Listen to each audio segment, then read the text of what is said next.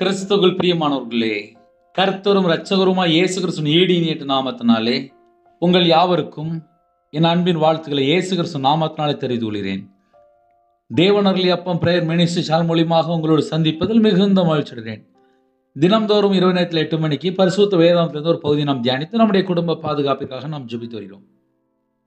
எபிரேயர் 11ஆம் அதிகாரம் 24 முதல் 27 ஆகிய வசனங்கள். விசுவாசத்தினாலே மோசே தான் பெரியவனான போது பார்வோனுடைய குமாரத்தின் மகன் எண்ணப்படுவதை வெறுத்து அநித்தியமான பாவ சந்தோஷங்களை அனுபவிப்பதை பார்க்கிலும் தேவனுடைய ஜனங்களோடு துன்பத்தை அனுபவிப்பதையே தெரிந்து கொண்டு இனி வரும் பலன் மேல் நோக்கமாயிருந்து எகிப்தில் உள்ள பொக்கிஷங்களிலும் கிறிஸ்துவ நிமித்தம் வரும் நிந்தையை அதிக பாக்கியம் என்று எண்ணினான். விசுவாசத்தினாலே அவன் அதரிசனமானவைகளை தரிசிக்கிறது போல உறுதியாயிருந்து ராஜாவின் கோபத்துக்கு பயப்படாமல் எகிப்தை விட்டு புறப்பட்டான். எகிப்தை விட்டு போனான். ஹல்லேலூயா. கிறிஸ்துவில் பிரியமானவர்களே, இன்னைக்குள்ள செய்தி ஆவிக்குரிய வாழ்க்கையிலே உங்களுக்கு வளர்றதுக்கு பிரயோஜனமா இருக்கும். கர்த்தருடைய பிள்ளைகள் இணைந்திருக்கிறீங்க, செய்தியை கவனமா கவனிக்கணும்.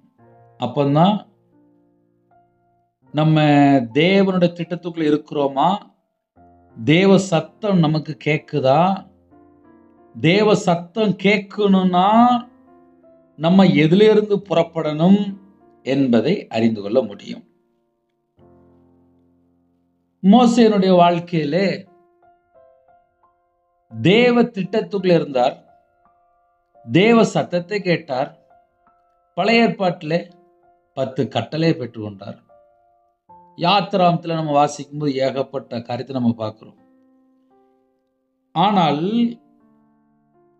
எகிப்தை விட்டு போனான் என்று கடைசி லைன்ல முடியுது.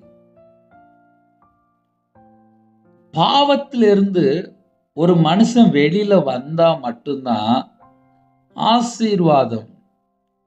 மோசேனுடைய வாழ்க்கையிலே என்ன ஒரு ஸ்பெஷலான ஒரு மெசேஜ் அப்படின்னா, உங்க வீட்டுல நீங்க ஒரு டைரி இருந்தா நீங்க அழகா எழுதலாம். ஏன்னா சொல்லக்கூடிய பாயிண்ட் வந்து முக்கியமான பாயிண்ட். வழக்கமா நம்ம யாத்திராமத்துல நம்ம நிறைய காரியங்கள், அதுல பல வரலாறு, அற்புதம், அடையாளம், தேவனுடைய திட்டம்லாம் நம்ம அங்க பார்ப்போம். ஆனா இந்த வேத பகுதியிலே விசுவாசத்தினாலே மோசே என்று எழுதப்பட்டிருக்கு. அப்ப இன்னைக்கு செய்தி என்ன அப்படின்னா, தேவன் மேல யாரெல்லாம் விசுவாசமா இருக்கிறீங்களோ உங்களுக்கு ஒரு முக்கியமான ஒரு காரியம் இருக்கு. அதை முதல்ல நம்ம புரிந்து கொள்ளணும். ஏன்னா சில குடும்பத்துல இப்ப என்ன நடக்கு அப்படின்னா, இயேசுவை விசுவாசிங்க, இயேசுவை விசுவாசிங்க, இயேசுவை விசுவாசிங்க. இந்த வார்த்தை அதிகமா கிறிஸ்டியன், அதாவது வேதக்காரங்க நம்ம எல்லாருமே பேசுவோம்.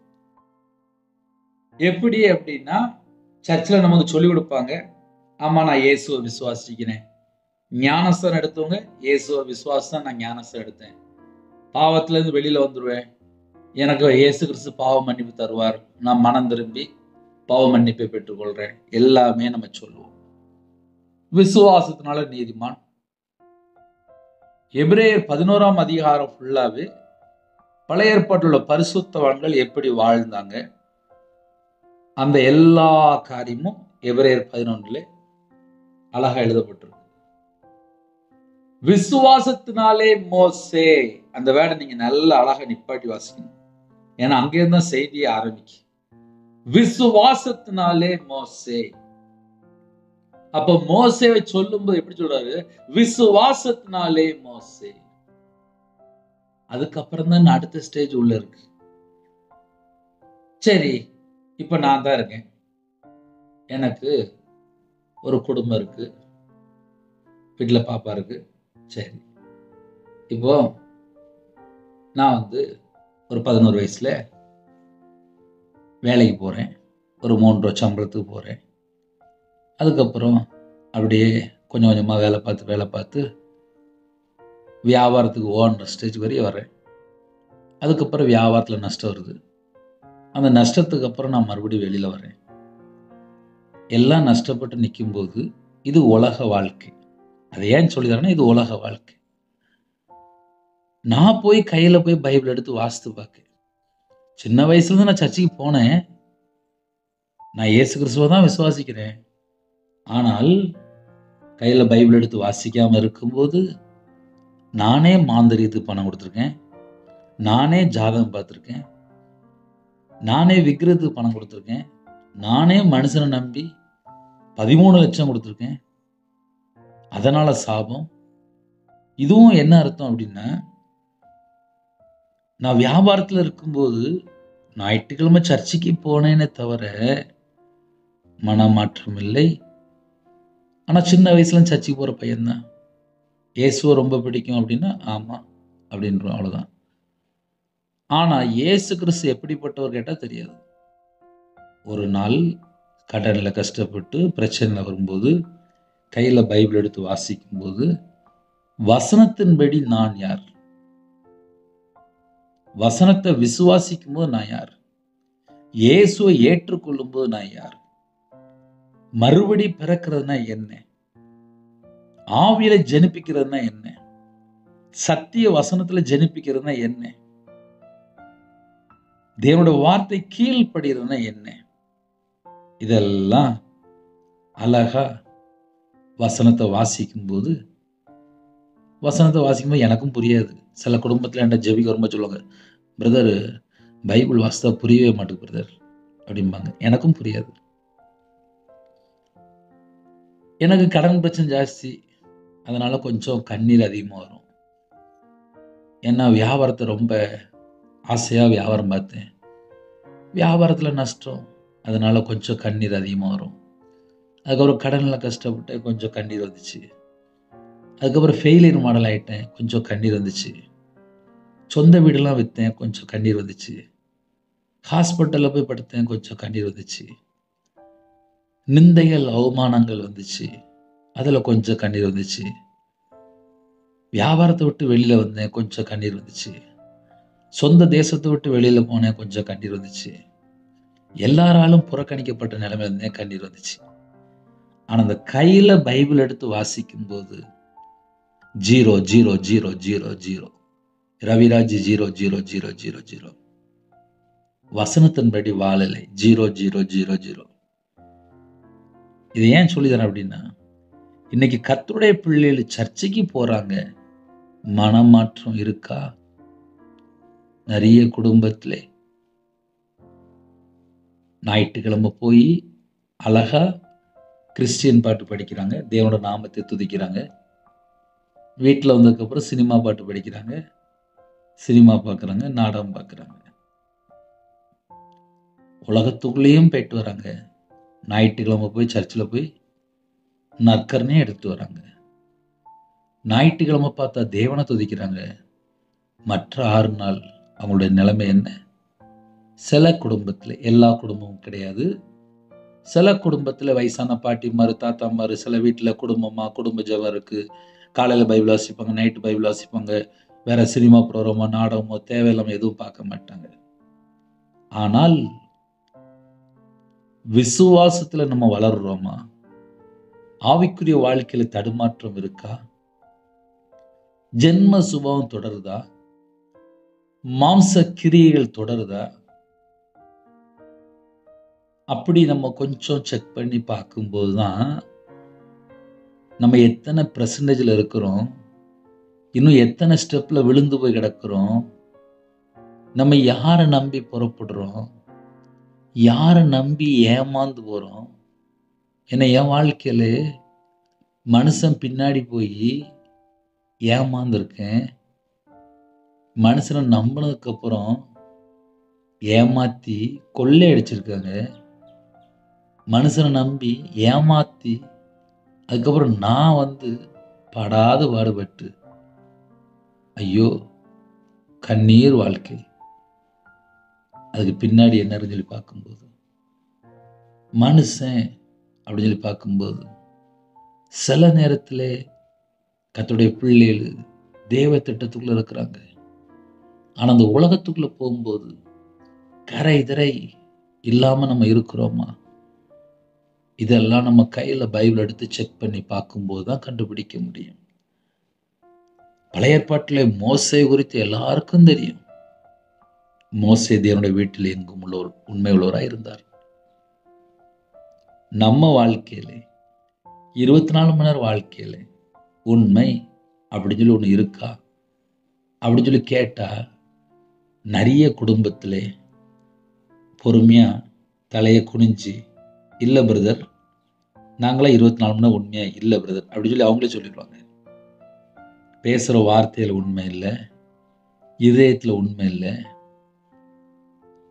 கையின் கிரியையில் உண்மை இல்லை, சிந்தனையில் தேவையில்லாத காரியங்கள், நம்ம கண்ணில் என்னெல்லாம் பார்க்குறோம், நம்ம வாழ்க்கையில் 24 மணி நேரம் உண்மை இருக்கா, கணவன் மனைவிக்குள்ள உண்மை இருக்கா, பிள்ளைகள் அம்மா அப்பாவுக்கு உண்மையாக இருக்கா, இதெல்லாம் கொஞ்சம் டெஸ்ட் பண்ணி பார்த்தா நம்ம எத்தனை பெர்சன்டேஜ். சில குடும்பத்திலாம் 0 இருக்கும். இப்போ என் வாழ்க்கையில் நான் சொல்ல முடியும், மனைவி தெரியாமல் கடன் வாங்குறது, பொய் பேசுறது, இஷ்டம் போல வாழ்ந்துட்டு கையில் பைபிள் எடுத்து வாசா தெரியுது. வேதத்தின்படி பார்க்கும்போது வேத வசனங்களை விட்டு விலகிற யாவரும் துன்மார்க்கர். வசனத்தை விட்டு ஒரு மனுஷன் விலகிறனாலே துன்மார்க்கர் என்று எழுதப்பட்டிருக்கு. வசனத்துக்கு கீழ்ப்படிந்தாதான் ஆசீர்வாதம் என்று எழுதப்பட்டிருக்கு. என் வாழ்க்கையில நான் வசனத்தை விட்டு விலகி துன்மார்க்கனா வாழ்ந்துட்டேன். இன்னொரு பக்கம் போட்டிருக்கு, உம்முடைய வார்த்தைகளை, உம்முடைய வசனத்தை யாரெல்லாம் காத்து கொள்ளலையோ அவர்களை குறித்து வேதம் சொல்லி துரோகி என்று எழுதப்பட்டிருக்கு. என் வாழ்க்கையில வீட்டில் பைபிள் இருந்துச்சு. 2015 தான் ஒரு தெளிந்த புத்தியோடு கண்ணீரோடு கையில பைபிள் எடுத்து வாசிக்க ஆரம்பிச்சு. அப்ப அதுக்கு முன்பாக வியாபாரத்துல இருந்தேன், வேலை செஞ்சேன், ஆனா கையில பைபிள் எடுத்து வாசிக்கல. இதுக்கும் இன்னைக்கு பேசுற நம்ம செய்திக்கும் நம்ம வாழ்க்கைக்கும் என்னெல்லாம் சம்பந்தம் இருக்கு அப்படின்னு சொல்லி பார்க்கும்போது, யோசேப்பினுடைய வாழ்க்கையிலே ஒரு அதிசயம் நடந்துச்சு. அது என்ன தெரியுமா? எகிப்தை விட்டு போனான்.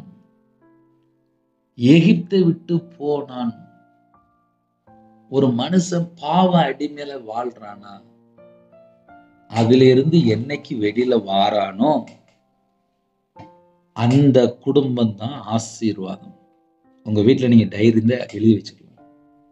ஒரு குடும்பத்துல 24 மணி நேரம் எதுலையாவது ஒரு பாவத்துல வாழ்ந்துட்டு இருப்பாங்க. அது அவங்களுக்கே தெரியும்.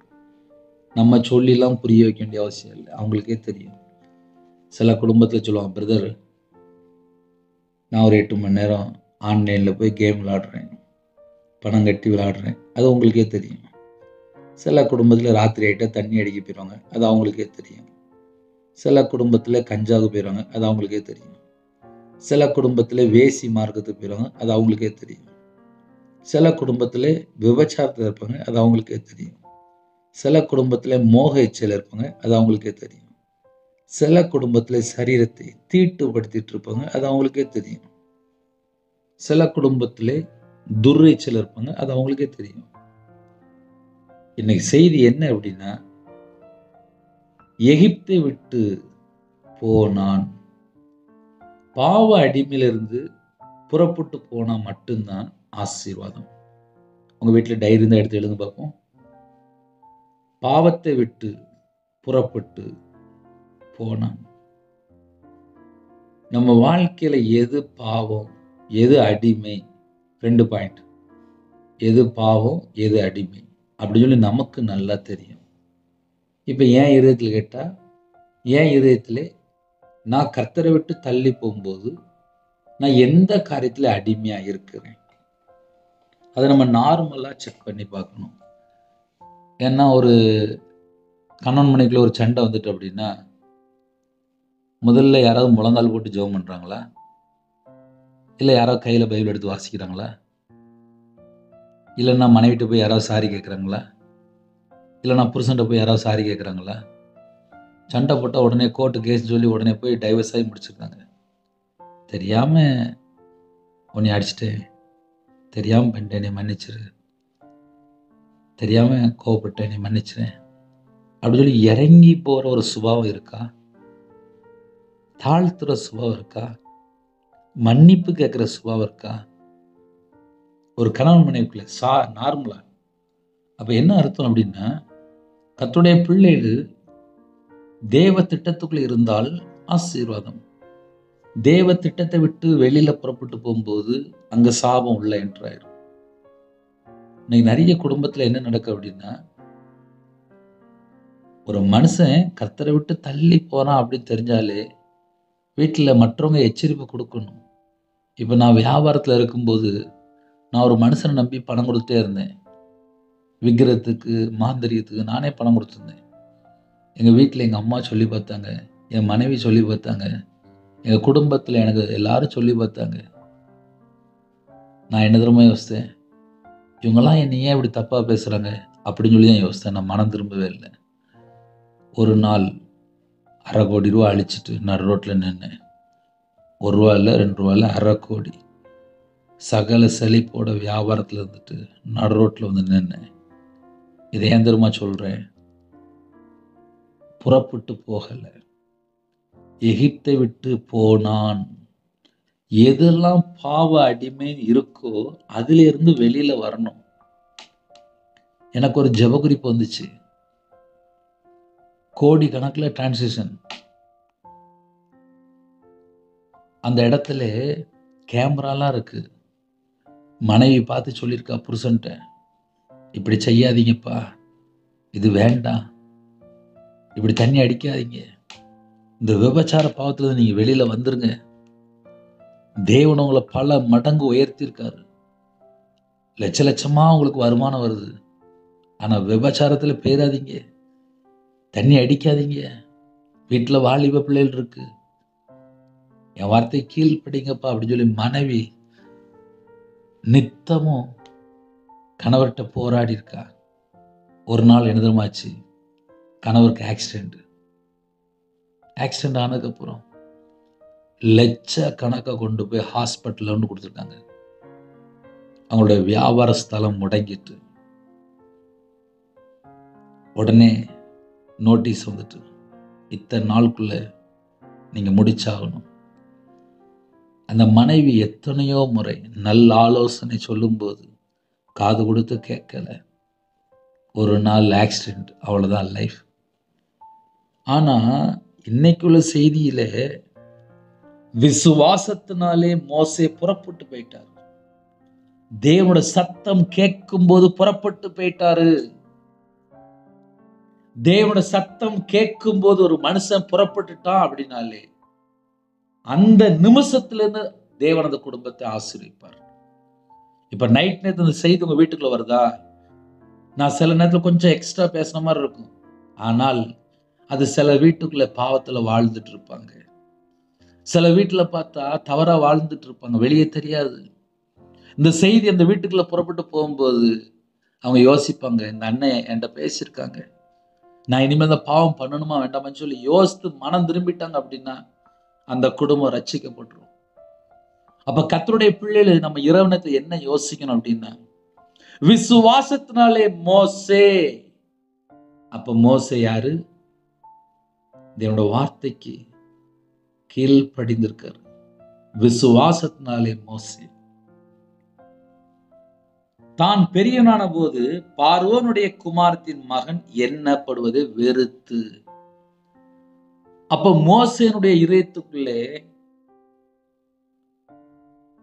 வெறுத்து, முதல் பாயிண்ட் என்ன? வெறுத்து. பார்வோனுடைய குமாரத்தின் மகன் எண்ணப்படுவதை வெறுத்து. பார்வோன் அப்படின்னாலே எகிப்து தேசத்திலே வளர்க்கப்பட்டார். அதை வெறுத்து அனித்தியமான பாவ சந்தோஷங்களை அனுபவிப்பதை பார்க்கிலும் அனித்தியமான பாவ சந்தோஷம் என்று எழுதப்பட்டிருக்கு. இந்த உலகத்திலே அப்போ ஒரு பாவ சந்தோஷம், கொஞ்ச நேரத்தில் பார்த்தா கடந்து போயிடும். நைட்டு தண்ணி அடிக்கும்போது எனக்கு எல்லாமே கிடைச்சிட்டு அப்படிம்பாங்க. ஒரு 2 மணி நேரம் கழிச்சு பார்த்தா மறுபடி பார்த்தா நிம்மதியே இருக்காது. லாஸ்ட்டு பணம் தான் வேஸ்ட் ஆயிருக்கும். நிம்மதியே இருக்காது. ஆனால் குடும்பமா பாட்டு படிச்சு ஜெபம் பண்ணி தேவனுடைய சமூகத்துல காத்திருந்து தேவனுடைய பிரசன்னத்தை கேட்டு பெற்றுக்கொண்டு உங்க பிரசன்னத்தினால நிரப்புங்கப்பா, உங்க மகிமையினால மூடுங்கப்பா, உங்க கிருபையினால நிரப்புங்கப்பா, உங்க ஆவியினால் நிரப்புங்கப்பா, பரிசுத்தாவினால் நிரப்புங்கப்பா, தேவ ஆவியினால் நிரப்புங்கப்பா, இயேசு கிறிஸ்து ரத்தத்தினாலே அப்பா எங்களை கழுவி சுத்திகரிங்கப்பா, எங்களை கழுவி சுத்திகரிங்கப்பா, எங்க குடும்பத்தை ஆசீர்வதிங்கப்பான்னு சொல்லி ஒரு மணி நேரம் 2 மணி நேரம் வீட்டில் பிள்ளைகள் குடும்பம் குட்டி அப்படின்னு சொல்லி பாட்டு படிச்சு ஜெபம் பண்ணாங்க. அந்த வீடு எவ்வளோ ஆசீர்வாதமா இருக்கும். நம்ம அப்படி நார்மலா யோசித்து பார்ப்போமே. அதனால சில காரியத்தை வெறுக்க வேண்டிய காரியத்தை வெறுக்கணும். அதுதான் நான் முதல்ல சொன்னேன், பாயிண்ட் எழுதிக்கோங்க அப்படின்னு. எகிப்தை விட்டு போனான் அப்படின்னு இருக்குல்ல, அதுல முதல் பாயிண்ட் என்னன்னா வெறுத்து. இன்னைக்கு நம்ம வாழ்க்கையில வெறுக்க வேண்டிய காரியத்தை வெறுத்தால் மட்டும்தான் ஆசீர்வாதம். எழுதும் பார்ப்போம். வெறுக்க வேண்டிய காரியத்தை வெறுத்தால் மட்டும்தான் ஆசீர்வாதம். அப்ப ஆசீர்வாதத்தை எங்க வச்சிருக்காரு? வெறுக்க வேண்டிய காரியத்தை வெறுக்கணும். மோசே எதை வெறுத்தாரு? பார்வோனுடைய குமாரத்தின் மகன் எண்ணப்படுவதை வெறுத்தார். நான் ஒரு ராஜா அப்படிங்கிற அந்த காரியத்தை வெறுத்துட்டார். நான் ஒரு ராஜா குமாரன் அந்த வார்த்தையை வெறுத்துட்டார். சில காரியத்துல வெறுக்கணும். பிசாசு நிறைய அள்ளி அள்ளி தருவான், லஞ்சமா தருவான், கோடி கணக்கில் தருவான், லாஸ்ட் ஜீவனையும் வாங்கிட்டு போயிடுவான். நிறைய குடும்பத்துல கோடி வேணும், நகை வேணும், லட்ச லட்சமா வேணும். நிறைய வீட்டில் அப்படிலாம் இருக்கு. ஆனா நிம்மதி மட்டும் இருக்காது, சந்தோஷம் மட்டும் இருக்காது. வீட்டில் புருஷன் முன்னாடி பார்த்தா பேசாம இருப்பாங்க. என்னன்னு சொல்லி கேட்டா, எனக்கும் என் புருஷனுக்கும் சண்டை, அவர் என் மேல கோவப்பட்டுட்டார் அப்படிம்பாங்க. எதுக்கு? தேவையே இருக்காது. நைட் ஆனா ஒரு 3 இட்லி சாப்பிட போறாங்க, இல்லை ஒரு 2 தோசை. இதுக்கு பார்த்தா என்ன சண்டை எம்மா. சில வீட்டிலலாம் பார்த்தாலே பயமா இருக்கும், அப்படியே ஆக்ரோஷமா இருப்பாங்க. நான் சொன்னதுதான் சரி, நீங்க எல்லாரும் தப்பு அப்படின்றாங்க. இதுவும் சில வீட்டுல நடக்கத்தான் செய்யுது. பார்வோனுடைய குமாரத்தின் மகன் எண்ணப்படுவதை வெறுத்து. அப்ப முதல் பாயிண்ட், வெறுக்காமல் தேவனுக்கு பிரியமானபடி வாழ முடியாது. இப்ப ரவிராஜ் இருக்கேன், ரவிராஜ் தேவ திட்டத்துக்குள்ள வரணும் அப்படின்னா சில காரியத்தை வெறுக்கணும். வெறுத்தா மட்டும்தான் நான் தேவ திட்டத்துக்குள்ள வர முடியும். அதனால முதல் பாயிண்ட் என்னன்னா வெறுத்து. ரெண்டாவது, அனித்தியமான பாவ சந்தோஷங்களை அனுபவிக்கிறது வெறுக்கிறார். அப்படியே எழுதிக்கலாம். உலகத்துல பாவ சந்தோஷத்தை வெறுக்கிறார். அதெல்லாம் அழிஞ்சு போயிடும். அனித்தியமான காரியங்கள், பாவ சந்தோஷத்தை வெறுக்கிறார். எழுதி வச்சுக்கோங்க. முதல்ல ராஜா குமாரத்தின் மகன் எண்ணப்படுவதை வெறுத்துட்டாரு. நான் ஒரு பெரிய போஸ்ட்ல இருக்கேன், அதெல்லாம் வெறுத்துட்டாரு. ரெண்டாவது, பாவத்தில் அவர்களுடைய சந்தோஷத்தை வெறுக்கிறார். எழுதியாச்சா? மூணாவது, தேவனுடைய ஜனங்களோடு துன்பத்தை அனுபவிப்பதையே தெரிந்து கொண்டார். அப்ப அடுத்த பாயிண்ட் என்னன்னா, வெறுக்க வேண்டிய வெறுக்கிறாரு. இன்னொரு பக்கம் பார்த்தா தேவனுடைய ஜனங்களோடு துன்பத்தை அனுபவிக்கிறதை தெரிந்து கொண்டார். இன்னைக்கு நம்ம நைட் நேரத்துல இந்த மாதிரி செய்தி பேசணும்னா சில மக்களுக்கு ஆச்சரியமா இருக்கும்.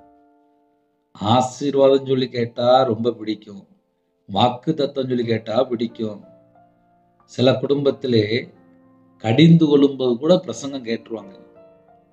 ஆனால் தேவனுடைய ஜனங்களோடு துன்பத்தை அனுபவிப்பதை தெரிந்து கொண்டார் அப்படின்னா கொஞ்சம் மனசு கேட்காது.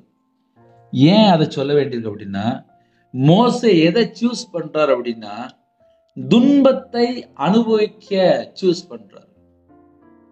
இன்னைக்கு நம்ம கடைசி காலத்துல வாழ்றோம்.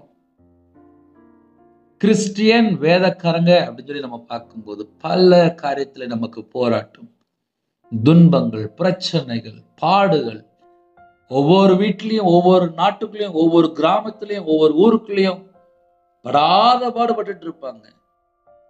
கேட்டா காலைல தூங்கி எழுந்திரிச்சோன்னே எனக்கு இப்படி ஒரு பிரச்சனை வந்துட்டு அப்படிம்பாங்க. நைட்டு பார்த்தா எனக்கு இப்படி ஒரு பிரச்சனை வந்துட்டு அப்படிம்பாங்க. அவங்க பார்த்தா தப்பே பண்ணியிருக்க மாட்டாங்க. ஆனா ஒரு துன்பமான ஒரு காரியம் வந்துட்டு இருக்கும். சில குடும்பத்துல வாலிப பிள்ளைகள் சொல்லும், அண்ணே நான் இப்படி இருந்தேனே, என் வாழ்க்கை இப்படி ஆகி போச்சுனே அப்படிம்பாங்க. காரணம் என்ன? ஏதோ ஒரு காரியத்துல ஒரு போராட்டம். மோசேனுடைய வாழ்க்கையிலே தேவனுடைய ஜனங்களோடு துன்பத்தை அனுபவிப்பதையே தெரிந்து கொண்டு அப்படின்னு சொல்லி எழுதப்பட்டிருக்கு. நம்ம அழகா எழுதிக்கலாம், தேவனுடைய ஜனங்களோடு துன்பத்தை அனுபவிக்க தெரிந்து கொண்டார். அப்ப மோசே எப்படிப்பட்டவர் என்று நம்ம கொஞ்சம் ஆழமா உள்ள போய் பார்க்கும்போது, தேவனுடைய ஜனங்களோடு, சுய ஜனங்கள் இல்ல, பார்வோனுடைய அங்குள்ள ஜனங்கள் இல்ல, எகிப்தில் உள்ள அங்குள்ள ஜனங்கள் இல்ல, பாவ சந்தோஷத்துல வாழித ஜனங்கள் அல்ல. வெறுக்க வேண்டிய காரியத்தை வெறுக்கிறாரு, தெரிந்து கொள்ள வேண்டிய காரியத்தை தெரிந்து கொள்றாரு. அதுதான் ஞானம். ஞானம்னா என்ன அப்படின்னா, இது தப்பான இடத்துல இருக்கிறோம், இந்த இடத்துல இருந்தா எனக்கு ஆசீர்வாதம் வராது, அவங்களே சாபத்துல இருக்கிறாங்க, அவங்களே அநீதியான காரியத்துல பின்பற்றுறாங்க, அந்த இடத்துக்குள்ளே அநியாயமா வாழ்றாங்க, அந்த இடத்துல மத்த சொத்தை கொள்ளை அடிக்கிறாங்க, விபச்சாரம் பண்றாங்க, வேசித்தனம் பண்றாங்க, அநியாயமா சம்பாதிக்கிறாங்க, அநியாயமா போதையில இருக்காங்க, மதுபான அடிமையில இருக்காங்க, கஞ்சா பழக்கத்துல இருக்காங்க, இந்த இடம் வேண்டாம் அப்படின்னு சொல்லி சீ என்று வெறுத்து, சில காரியத்துல வெறுக்கணும். வெறுக்காம எப்படி ஆசீர்வாதத்தை பெற்றுக்கொள்ள முடியும்? ஒரு ஃப்ரெண்ட் இருக்கான், அந்த ஃப்ரெண்டு அருவருப்பா இருக்கான், ஒரு விபச்சார அடிமையில இருக்கான், அது தப்புன்னு தெரிஞ்சாச்சுன்னா வெளியில வரணும். அதை சீ என்று வெறுத்து, ஒருத்தன் விக்கிரத்துல இருக்கானா சீ என்று வெறுத்தா மட்டும்தான் ஒரு மனுஷன் தேவ திட்டத்துக்குள்ள வர முடியும். தேவ திட்டத்துக்குள்ள வரணும் அப்படின்னா அர்ப்பணிக்கப்பட்ட ஒரு வாழ்க்கையா இருக்கும். அர்ப்பணிக்கப்பட்ட வாழ்க்கையா இருந்தாதான் பரலோகத்துக்கு போய் சேர முடியும். இப்ப நிறைய குடும்பத்துல என்ன பிரச்சனை அப்படின்னா, செல்போன் கையில வந்துட்டு நைட்டு வீட்டுக்கு வந்தாச்சு, எங்களை யாரு கேட்க போறா? புருஷனும் கேட்க முடியாது, அம்மாவும் கேட்க முடியாது, அப்பாவும் கேட்க முடியாது. பரலோகத்துல தேவன் கேட்பார்ல, மனுஷன் வேணா கேட்காம இருப்பான்ப்பா. நம்ம வீட்டுல எல்லாரும் நம்மளை விட்டுருவாங்க, ஆனா நியாய தீர்ப்பு நாள்ல போய் நிக்கணும்ல. நம்ம நித்திய ஜீவனுக்குள்ள போகணும் அப்படின்னா தேவனுடைய ஜனங்களோடு துன்பத்தை அனுபவிக்க தெரிந்து கொள்ளணும். இப்போ அதை நம்ம எப்படி சொன்னா புரியும் அப்படின்னா, இப்ப நாங்க திருநெல்வேலி பகுதியில இருக்கிறோம். திருநெல்வேலி பகுதியில என்ன நடக்கு? எழுப்புதலுக்காக ஜெபம் பண்ணிட்டு இருக்கிறாங்க. அப்ப கர்த்தருடைய பிள்ளைகள் என்ன பண்ணணும்? தேவனுடைய ஜனங்களோடு இணைந்து எழுப்புதலுக்காக ஜெபம் பண்ணணும். அப்பன்னா நம்ம தேவனுடைய ஜனங்களோடு துன்பத்தை அனுபவிக்க நம்ம தெரிந்து கொண்டோம் என்று அர்த்தம். இன்னைக்கு சில குடும்பத்தில் நம்ம என்ன யோசிக்கிறோம் அப்படின்னா, சும்மா இஷ்டம் போல வாழணும், இஷ்டம் போல பணம் சம்பாதிக்கணும். என்ன வாழ்க்கை அது? செத்த வாழ்க்கை அது. கர்த்தருடைய பிள்ளைகள் இப்படிதான் வாழணும் சொல்லி ஒரு திட்டம் இருக்கு. இரவு நேரத்துல செய்தி கொஞ்ச நேரம் நான் அதிகமா பேசுறேன்னா அதனால நமக்கு ஏதாவது பிரயோஜனமா இருக்கா? அதை மட்டும் கண்டுபிடிங்க, மற்றதெல்லாம் விட்டுருங்க. ஏன்னா சில குடும்பத்துல செல்போன்ல 6 மணி நேரம் இருக்கிறாங்க. உண்மையிலே வேலைக்காக இருந்தா பரவாயில்ல, அதுல ஏதாவது ஒரு நல்ல காரியம் வந்தா பரவாயில்ல. வேற வேற இன்ஸ்டாகிராம், வேற வேற வெப்சைட்டு, ஃபேஸ்புக், அங்க எங்க போய் நேரத்தை வேஸ்ட் பண்ணி அப்புறம் பார்த்தா கண்ணு கெட்டு போயிடும், அப்புறம் பார்த்தா கண்ணாடி போடுவாங்க, அப்புறம் பார்த்தா தூக்கம் வராது. காரணம் என்ன? வெறுக்க வேண்டிய காரியத்தை வெறுக்காம வந்திருப்பாங்க, பாவ சந்தோஷத்தை வெறுக்காம வந்திருப்பாங்க. அதனாலதான் சில பிசாசு தொடருது. பிசாசு ஏன் தொடருது அப்படின்னா, வெறுக்க வேண்டிய காரியத்தை வெறுக்காம இருப்பாங்க, பாவ சந்தோஷத்தை வெறுக்காம இருப்பாங்க. அதான் பிரச்சனை. தேவனுடைய ஜனங்களோடு துன்பத்தை அனுபவிக்க மோசே தெரிந்து கொண்டார். இப்ப நம்ம சிம்பிளா அழைக்கலாம், முதல்ல வெறுக்கணும். அதில் இன்னொரு ஒரு பாயிண்ட் வச்சுக்கலாம். பாவ சந்தோஷத்தை வெறுக்கணும். 2வது துன்பத்தை தெரிந்து கொள்ளணும். 3வது இனி வரும் பலன் மேல் நோக்கமாயிருந்து எகிப்தில் உள்ள பொக்கிஷங்களிலும் கிறிஸ்துவ நிமித்தம் வரும் நிந்தையை அதிக பாக்கியம் என்று எண்ணினான். இதுல ஒரு வேர்டு, முக்கியமான ஒரு வேர்டு வருது. இனி வரும் பலன் மேல் நோக்கமாயிருந்து. அது நம்ம எல்லாருக்கும் தெரியும். நம்ம பாட்டு படிக்கும்போது இந்த வேர்டு வரும். எகிப்தில் உள்ள பொக்கிஷங்களிலும். அப்ப எகிப்து நாட்டில் என்ன இருக்கு அப்படின்னா பொக்கிஷம் இருக்கு. கர்த்தருடைய பிள்ளைகள் 10,000 சம்பளம் வாங்கினாலும் உண்மையா சம்பளம் வாங்கினால் ஆசீர்வாதம். லஞ்சம் வாங்கி 2 லட்சம் 5 லட்சம் 10 லட்சம் கோடி வாங்கினாலும் அந்த வீட்டுக்குள்ள சாபம் தான் இருக்கும். அப்படின்னா என்ன பிரதர் அர்த்தம் அப்படின்னா, வசனத்துல நம்ம வாசிப்போமே, எகிப்தில் உள்ள பொக்கிஷங்களிலும். எகிப்துல என்ன இருக்கு அப்படின்னா பொக்கிஷம் இருக்கு. மோசே வெறுக்கிறாரு, துன்பத்தை தெரிந்து கொள்றாரு, எகிப்தில் உள்ள பொக்கிஷத்தை வெறுக்கிறாரு. இப்ப அடுத்தாப்புல ஒரு 3வது ஒரு பாயிண்ட் வருது.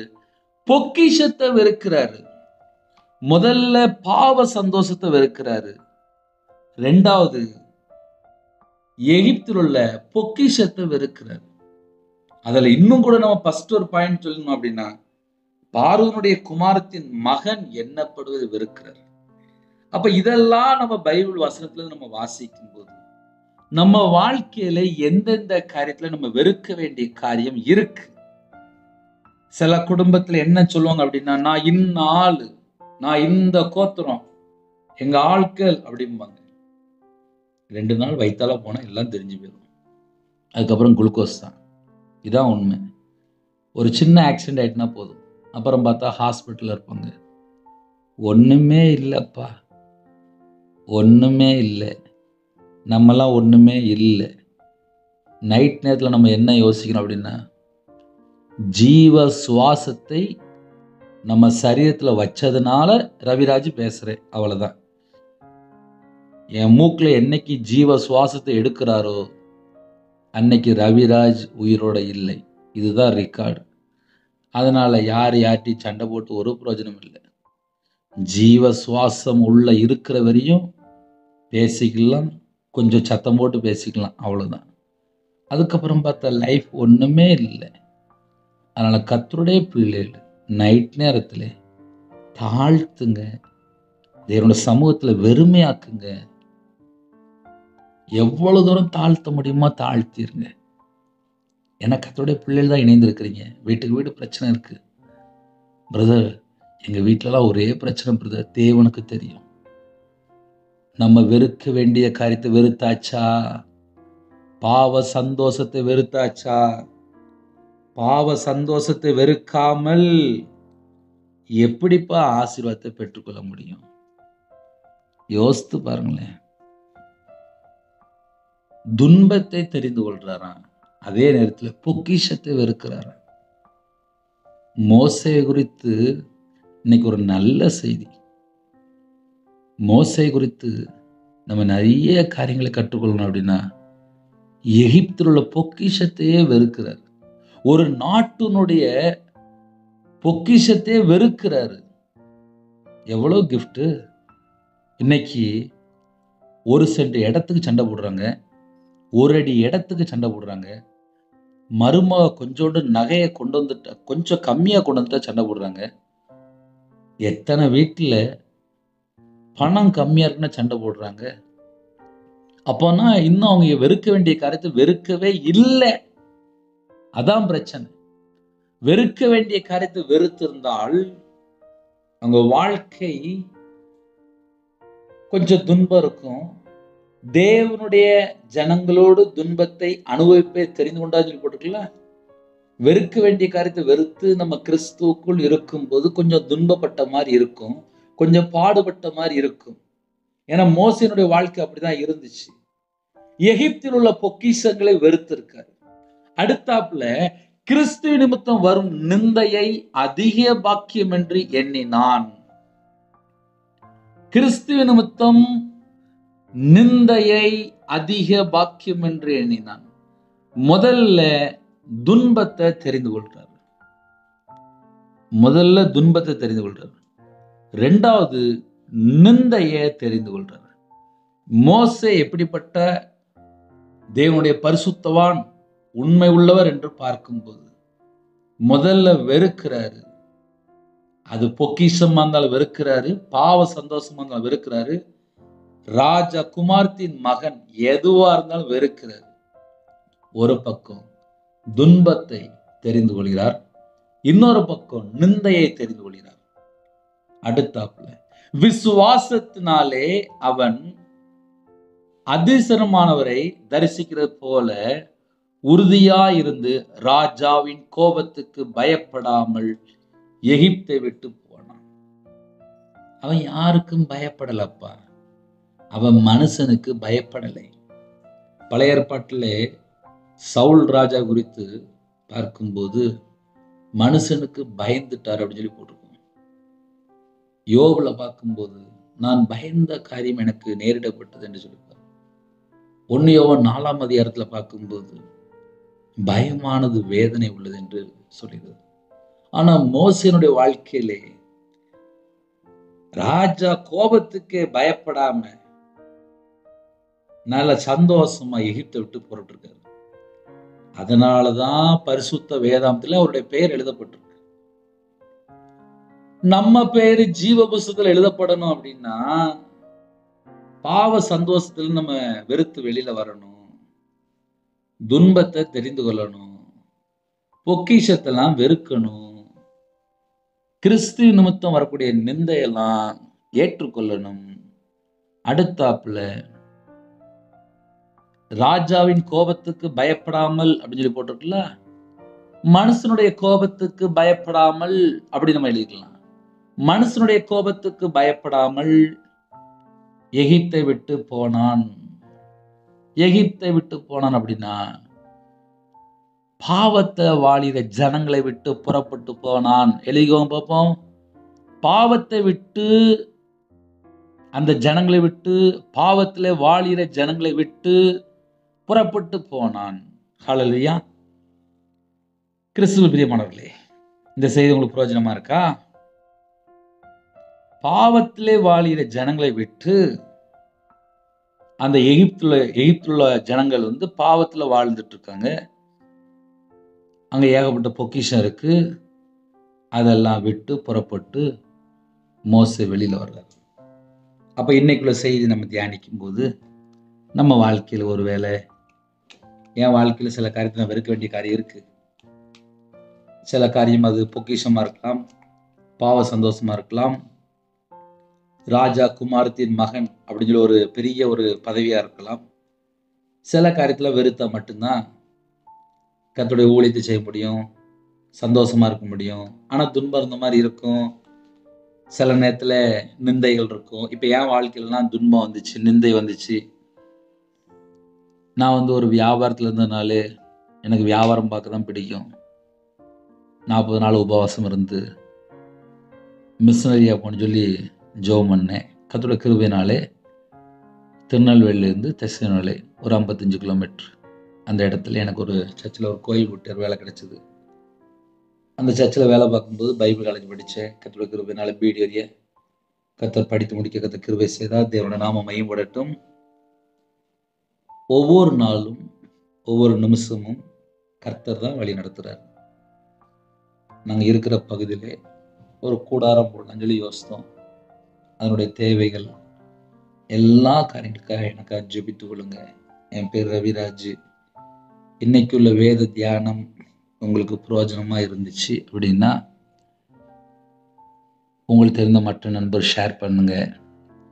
ஒரு ஜெபம் பண்ணி இரவு நேரத்துக்காக நம்ம முடிச்சிருவோம். கண்களை மூடி நாம் ஜெபம் செய்வோம்.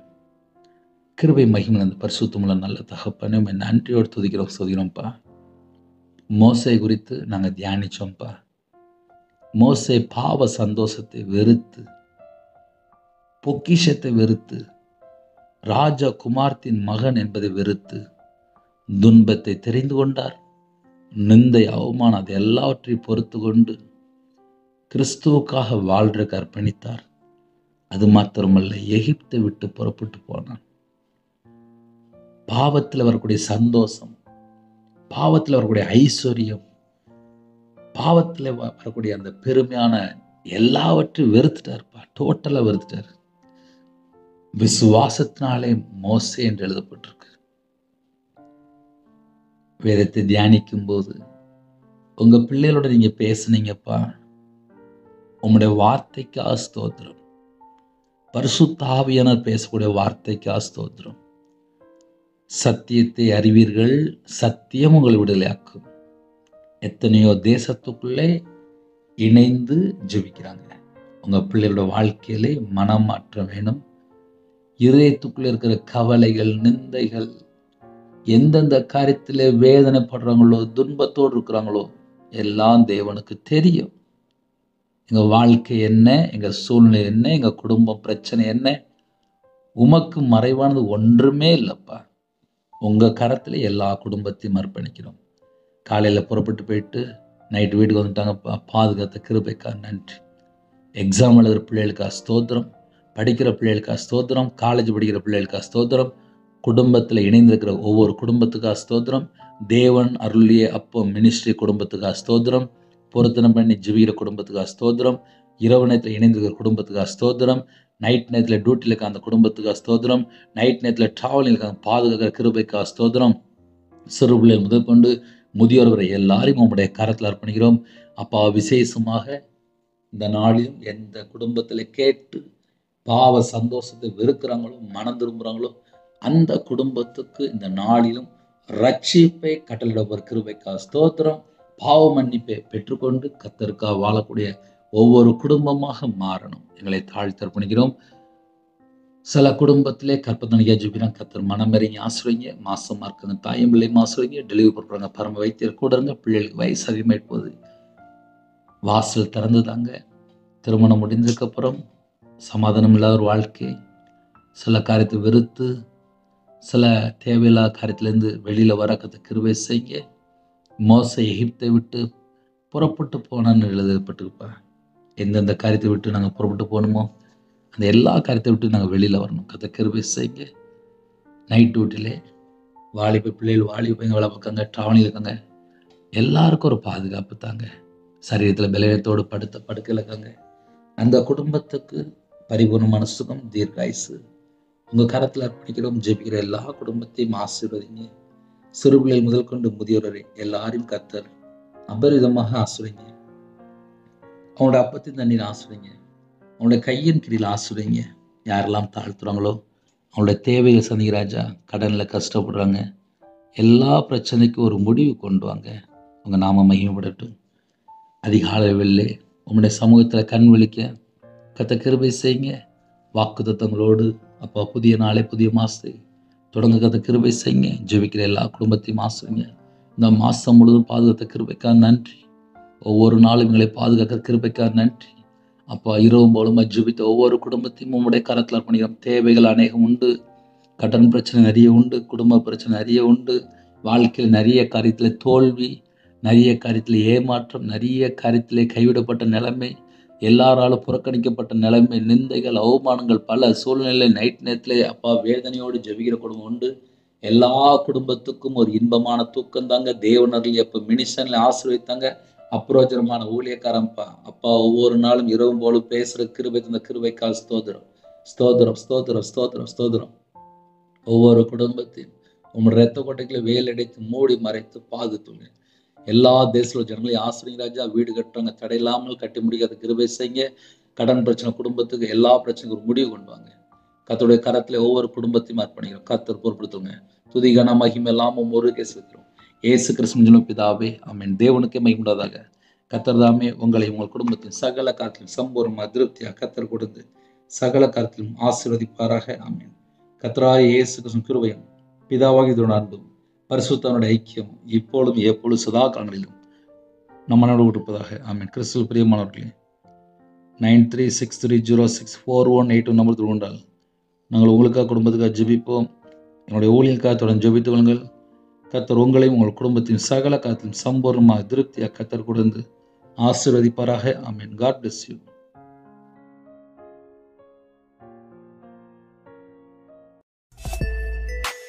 Thanks for watching. Please subscribe our channel. Click the like and share. Click the bell. God bless you.